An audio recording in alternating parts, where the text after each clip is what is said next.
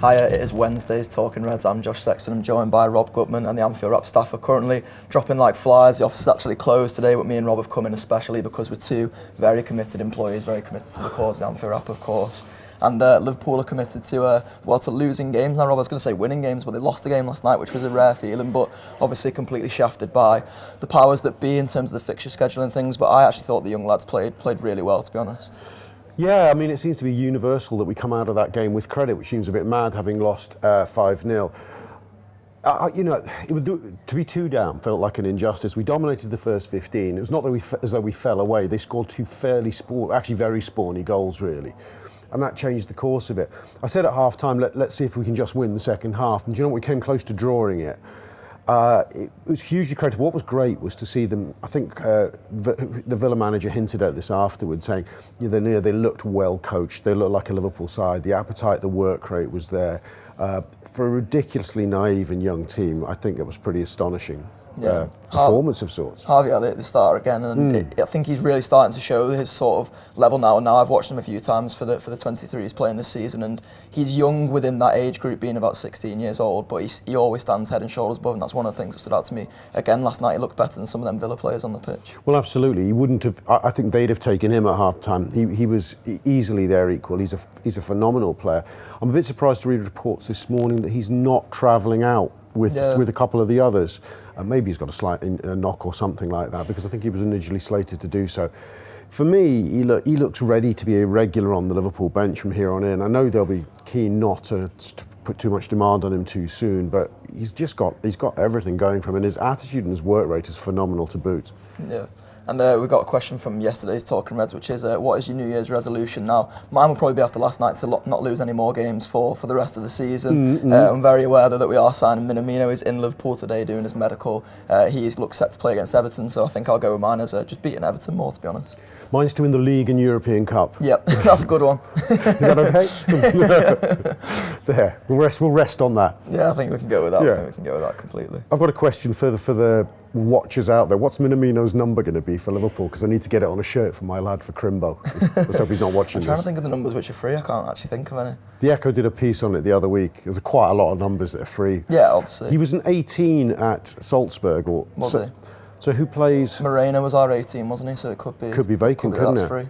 Could be. Have to wait and see. Your lad will have to wait for his shirt anyway. Yeah. We are going to look ahead to the game tonight, but first we're going to throw in a little clip from our preview show, which looked ahead to the game as well. Here that is. And you talk about the previous times we played in this and the advantages that Independiente and them other teams had then. One of the advantages was probably the fact that our players were treating it like a stag do. Do you know what I mean? On the plane like that. Yeah, another red wine here, kids.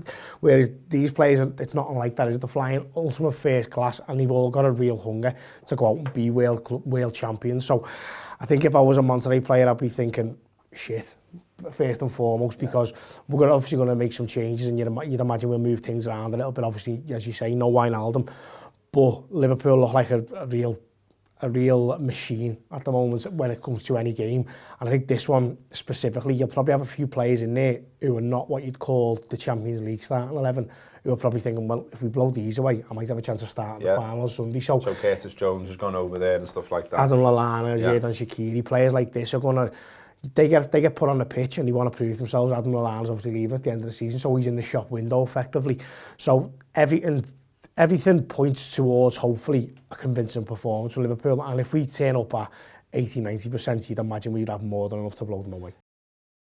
Yeah, a little clip from our preview show there, which you can obviously get on our app. There will be some analysis of last night's game as well as tonight's game coming out tomorrow. There'll be a review show and a second look, which is usually come out after the game. But 2 games in 2 days, and as I say, the Anfield Wrap staff are dropping like flies, so we have to sort of manage ourselves as well. But looking ahead to the game tonight, Rob, I'm expecting the strongest possible team. I'm obviously a bit worried about the injuries that have been going on, particularly to Gino Wijnaldum, although it sounds like it's not as bad as first feared. Van Dijk didn't properly train, I think, when they first flew out there, but now it's saying that he's going to be declared fit for the game. So I think it probably picks itself to an extent.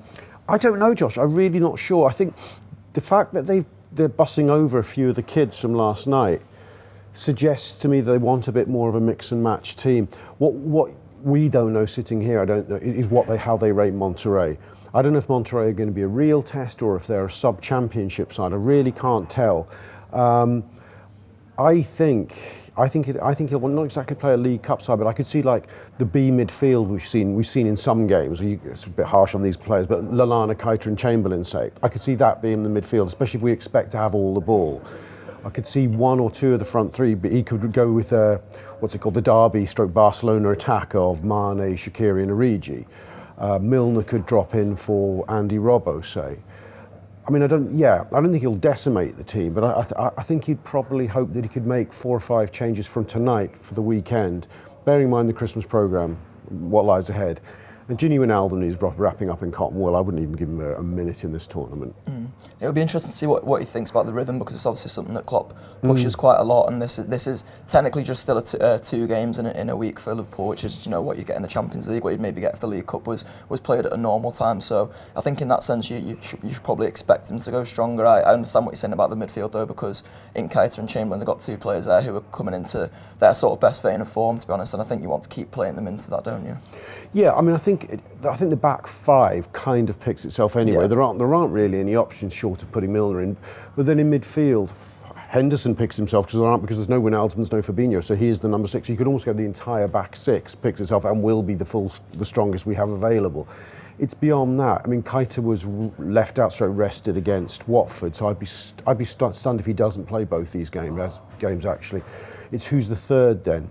Is Milner dropped in? Who do you think? Or Chamberlain? I think I could see Chamberlain for at least one of the games. That's probably where I think it will switch, because Milner's had quite a few games over the last few years. I think he started the 3 league games in December, so I imagine he'd be the one who maybe drops out for the game tonight. Maybe they throw Chamberlain in, but then maybe Milner comes back in for the weekend, because I think they probably expect Flamengo to be a slightly harder test than this one tonight as well, given that it's the final rather than the semi. Yeah, I think they should be a different proposition. I don't know how good they are. I mean, they were behind for a fair bit yesterday against a very mediocre team, but they did come out of it with a convincing win. I wonder, I mean, even if he does go for sort of a modest set of changes, I kind of think Divock would start tonight, and maybe should start tonight. I think Firmino's looked wary. He's not scoring a huge amount of goals. Divock is scoring whenever he plays, so I think there's a case at least to rest Firmino ahead of the final.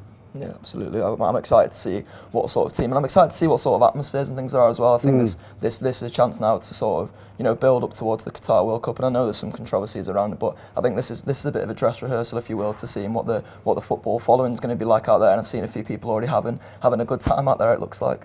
Yeah, hasn't it been pissing down with rain though? Has it? Yeah, I was looking at some stuff yesterday. It was absolutely throwing. I've just seen some things from the fan parks which look like it's mostly sort of under shelter. So yeah, well that's probably what it was. Yeah, I mean don't get me started on that Qatar World Cup. The timing of it, as much as all the political issues around it, is just bizarre, and it feeds into all sorts of issues about FIFA and how it was ever awarded there. So I don't know. Taking the genie out of the bottle to even go near it, to be honest with you. I just want to see Liverpool get in, do the job, get home and have another trophy in the cabinet. And to make history as well. I think that's one of the things that's probably gone under the radar, and I know you mentioned it in your preview as well, is that this is a chance for Liverpool for the first time ever to be able to say they're world champions, and just to be able to say they're world champions anyway, that's a huge thing for this side, and it's something that I think they deserve as well. And I know you can say, well, it's a bit less of a tag, and it's probably, if you win the European Cup, you're the best team in the world anyway, but I think to literally be able to call yourself by right the World Club champions and have the nice golden badge on your shirt as well, that all feeds into it. Yes, I think it would be a great thing. I mean, everyone's talking about it as though it's a given, though. That's the only thing that slightly worries me. If people want to talk this up, and I can go either way on it, I'll be honest with you, because I'm not suddenly having that it's a big tournament to win. It's a 2-game thing, or even a 1.5 game, because there's not a lot of prestige attached to the semi, in truth. But if we are going to talk this up as being a big deal, then let's get ready to lose it. And that might not feel so good, because we don't know how, and I'm not being a pessimist because I'm not a pessimist, but we don't know how good Flamengo are. I mean, I remember watching Liverpool, the greatest team the world had ever seen in the early 80s, twice goes to these things and get beat. Well, Flamengo actually we played in, I don't know what it was, 1981 or something like that.